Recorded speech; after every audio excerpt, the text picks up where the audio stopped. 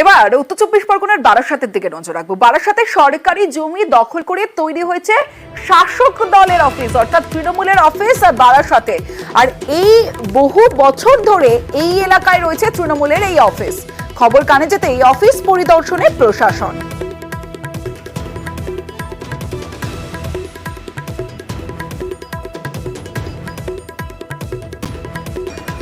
Party অফিসটা আমাদের রাস্তা থেকে প্রায় 5 ফুট ভেতরে ঢোকানো। সামনে পৌরসভার একটা মেডিকেল আছে, ওটা কিন্তু অনেকটাই প্রায় রোডের কাছাকাছি, কিন্তু আমাদেরটা সেই তুলনায় অনেক ভেতরে।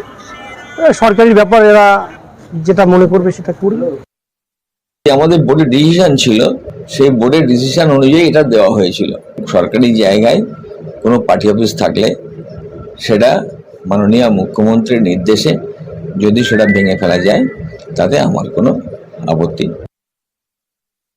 এটা বিগত বোর্ডে যারা ছিলেন তাদের কাছ থেকে বৈধ কাগজপত্র নিয়ে করা কিনা আমার ঠিক জানা নেই। যারা দায়িত্বে ছিলেন তারা হয়তো আলোকপাত করতে পারেন, তবে এক্স্যাক্টলি ওটা বৈধ না অবৈধ এই বিষয়টা নিশ্চিতভাবে আমি বলতে পারবো না। পশ্চিমবঙ্গে আইনের শাসন নেই। তিনি ভোট সর্বস্ব রাজনীতি করছেন। 2026-কে সামনে রেখে তিনি এটা ভোটের রাজনীতি করবেন বলে আমার দৃঢ় বিশ্বাস। আমাদের কার্যালয় যখন তারা সরিয়ে দিচ্ছেন, তাদের কার্যালয় কেন থাকবে? নিরপেক্ষতা যদি রাখতে হয়, সরকারি জমি কোনো কার্যালয়ে থাকবে না, এটাই হওয়া উচিত। বেশ কয়েকদিন ধরে আমরা রাজ্যের বিভিন্ন জায়গায় হকার উচ্ছেদের খবর দেখাচ্ছি, কিন্তু আজ দেখাবো মালদায় একদিকে যেমন উচ্ছেদ হয়েছিল তেমন পুনর্বাসন দেওয়া হলো হকারদের। মালদায় হকারদের পুনর্বাসন। ইংরেজ বাজার পুরসভার উদ্যোগে চালু হলো গৌরবঙ্গ হকার্স কর্নার। রবিবার মালঞ্চপল্লী এলাকায় রাজ্য সড়কের পাশে হকার্স কর্নারের উদ্বোধন করলেন পুরসভার চেয়ারম্যান কৃষ্ণেন্দু নারায়ণ চৌধুরী। প্রথম পর্যায়ে 57 জন ব্যবসায়ীকে স্টল দেওয়া হয়।